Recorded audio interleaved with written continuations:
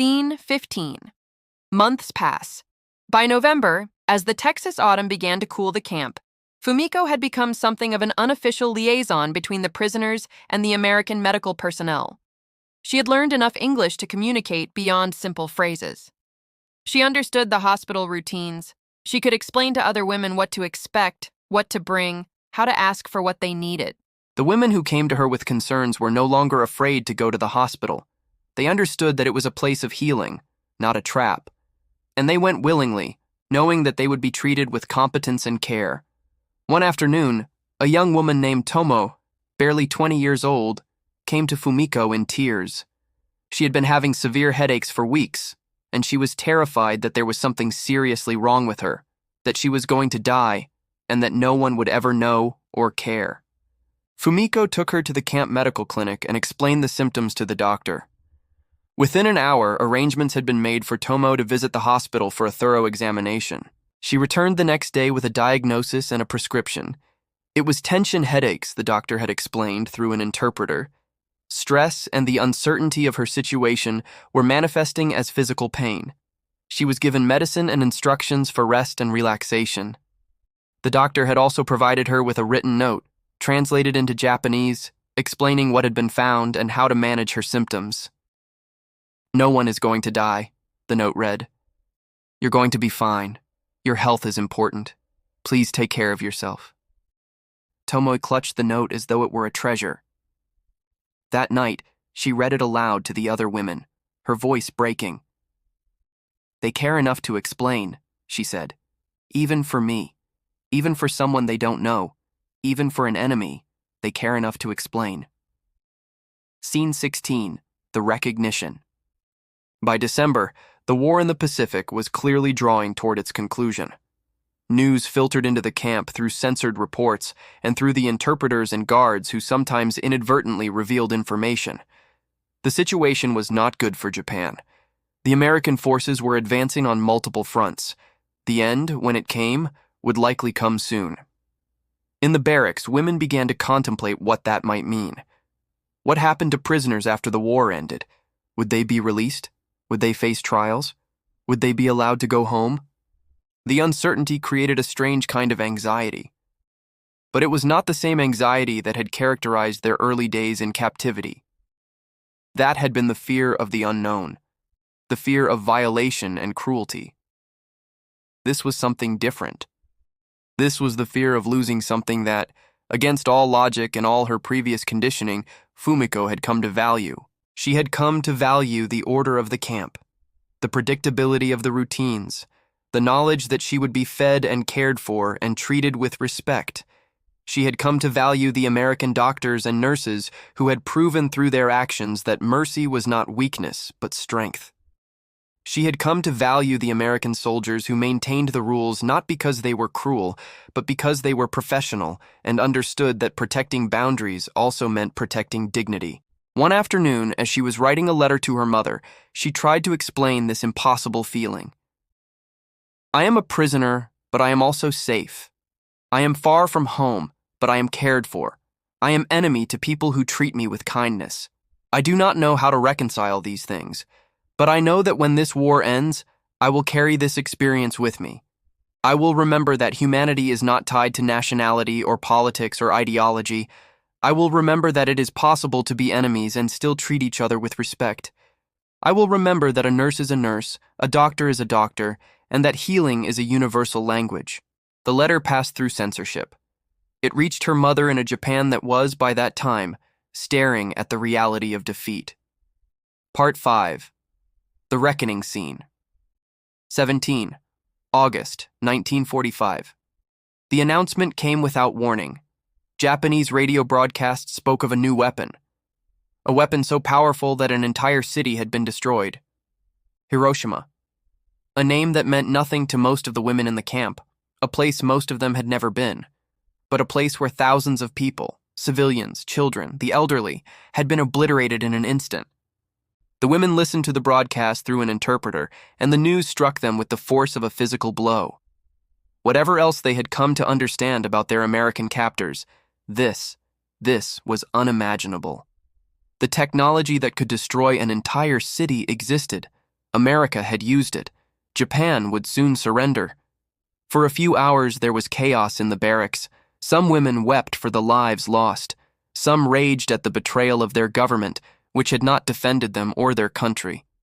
Some simply sat in shock, trying to process a world that had fundamentally changed. Fumiko found herself in the hospital, not as a patient, but as an interpreter. Dr. Harrison had asked for her assistance in communicating with some of the women who were experiencing panic attacks and psychological distress in response to the news. She was sitting in an office with one of the nurses when an American soldier came in with the afternoon mail. Among the letters and packages was a newspaper, an American newspaper with photographs. The photographs were of Hiroshima. Dr. Harrison looked at the images, and Fumiko saw something cross his face. It was not satisfaction or pride. It was horror. It was regret. It was the acknowledgement of a terrible thing that had been done. He looked at Fumiko, and for a moment, they simply looked at each other. No words seemed adequate. "I'm sorry," he finally said. It was 2 words, but they carried weight. They carried the acknowledgement that something had happened that was, perhaps, beyond the moral framework they had both been operating within. "I know," Fumiko replied in English. "I know you are sorry." Scene 18. The surrender. 2 weeks later, Japan surrendered. The war was over. In the barracks, the women received the news in ways that ranged from relief to devastation. The war they had fought for, the sacrifice they had made, had ended in defeat. But they had survived. They were alive. And they would go home. The American commandant announced that the women would be processed for repatriation. They would be sent to a port facility, then transported back to Japan. The process would take weeks, perhaps months. As they prepared to leave Camp Polk, the women experienced something that surprised them all. They did not want to leave. Not because they preferred captivity, but because what they had experienced here, the order, the respect, the basic recognition of human dignity, had become something they valued. They were going back to a defeated Japan, a nation that had lost everything, a country that would be occupied and rebuilt. They did not know what waited for them there, but they knew what they had experienced here. Scene 19. The departure. On their last morning at Camp Polk, women lined up for final roll call. Guards stood at attention, their faces showing the same professional neutrality they had maintained throughout the captivity. But as the women were loaded onto the transport trucks that would take them to the port, something unexpected happened. Dr. Harrison appeared, along with several of the nurses who had treated women at the hospital. They stood by the trucks, and one by one, they handed out small packages and written notes to the women as they boarded. For Fumiko, the nurse, Nurse Margaret, pressed a small leather-bound journal into her hands. On the first page, written in careful English, was a message. "Remember that you are worthy of care and respect. You deserve to heal and to be well. Take this journal home with you and write about what you have learned. The world needs to understand that war does not have to mean the end of humanity." Fumiko could not speak. She held the journal to her chest and looked at the nurse, and they embraced briefly, a violation of the rules that had governed the entire captivity, but allowed in this final moment because the moment was outside of normal time. Scene 20. The return home. The journey back to Japan took weeks. The women traveled by transport ship across the Pacific, and when they finally came within sight of the Japanese coast, there was a moment of collective silence in the hold where they were quartered. Japan. They were coming home, but to a country they did not recognize from the descriptions they were hearing.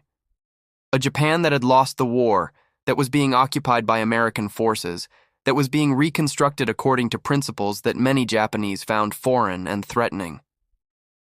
When they landed and were processed through the repatriation facility, Fumiko saw her mother for the first time in 3 years. Her mother was smaller than Fumiko remembered, thinner, aged by years of rationing and worry. But when she saw Fumiko, she moved forward and they held each other without words. Later, in the small house that had miraculously survived the bombing and the war, Fumiko told her mother about Camp Polk. She told her about the hospital, about the nurses, about the doctors who had treated her infection with antibiotics, about the profound realization that mercy could exist even in war. Her mother listened, and as Fumiko spoke, her mother's rigid expression began to soften. Not because she agreed with everything Fumiko was saying, but because she understood that her daughter had been shown something important. That her daughter had survived not just the war, but the experience of having her fundamental understanding of the world shaken and reformed. Scene 21. Legacy. Decades later, Fumiko would become a nurse in post-war Japan. She would work at a hospital that was, in many ways, modeled on the American hospital she had visited as a prisoner. She would train young nurses in techniques of compassionate care, and she would tell them stories about what it meant to treat a patient as a human being worthy of dignity and respect, regardless of nationality or politics or circumstance. She kept Nurse Margaret's journal with her, and she wrote in it for 60 years, documenting her experiences, her recovery, her transformation from a frightened young woman raised in a military culture to a healer who understood that healing transcended borders. When she died, at the age of 87, the journal was found by her granddaughter. It was published in Japan as a memoir, and later translated into English. It became a testament not just to her individual experience, but to the possibility of human connection even in the midst of conflict. The book was called Are You Angels?, taken from the question she had asked the American nurse during her hospitalization. The title became a touchstone for discussions about the nature of healing, the possibility of mercy, and the recognition that the people we are taught to fear might, in fact, teach us the most important lessons about what it means to be human. Scene 22. The Epilogue. In 2010, at an international medical conference in San Francisco, an elderly Japanese woman sat on a panel discussing cross-cultural approaches to patient care. The woman was Fumiko, now retired but still engaged with the nursing profession. Also on the panel was a woman named Helen Martinez, now 93 years old, the same WAC volunteer who had processed the prisoners at Camp Polk 65 years earlier. They had not seen each other since the war. They did not know the other was still alive. When they recognized each other during the panel discussion, there was a moment of profound recognition. Helen stood up from her seat, and Fumiko stood up from hers, and they moved toward each other and embraced across the years and across all the distance that war and time and national borders had tried to create between them. The audience watched, understanding without being told the significance of what was happening. This was what the war had tried to prevent. This connection, this recognition of shared humanity, this embrace across the boundaries that warfare and propaganda tried to establish. When they sat back down, Helen took Fumiko's hand and squeezed it gently. "I never forgot you," Helen said. "I never forgot you either," Fumiko replied. "You were the one who told me the rules. You explained how we would be treated. You gave me the information I needed to understand that captivity did not mean the end of humanity." Helen smiled. "I was just doing my job," she said.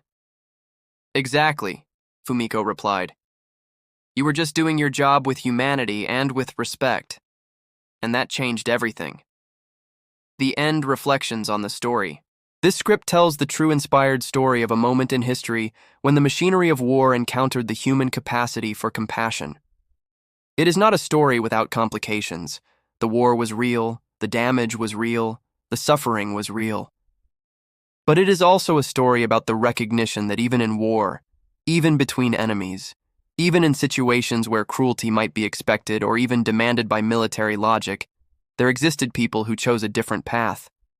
The women who were prisoners at Camp Polk and other American POW camps experienced treatment that was, in many cases, far superior to what they had experienced in their own military structures. They experienced the application of military rules and the Geneva Convention not as minimum standards to be resented, but as a genuine commitment to treating prisoners with basic human dignity. And in experiencing that dignity, they learned something that propaganda and distance and the machinery of war had prevented them from learning: that Americans were not beasts or monsters or enemies devoid of humanity.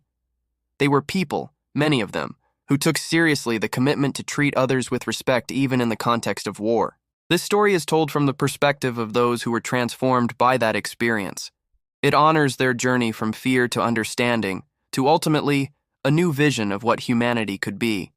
It suggests that while wars are fought with weapons, wars are ultimately won or lost through the demonstration of values, and that the values demonstrated in how prisoners are treated, how the sick and wounded are cared for, how boundaries are respected even in situations where power could be exercised without consequence. These are the things that determine whether a civilization will endure and be remembered with respect. The script ends not with the end of captivity, but with a moment of reunion 65 years later, suggesting that the real victory in war is not territorial or political, but the creation of connections and understandings that transcend the original conflict and endure across time. That is the true power of this story, that it demonstrates the possibility of transformation, of understanding, of recognizing our common humanity even, or especially, in circumstances where hatred and cruelty might seem justified.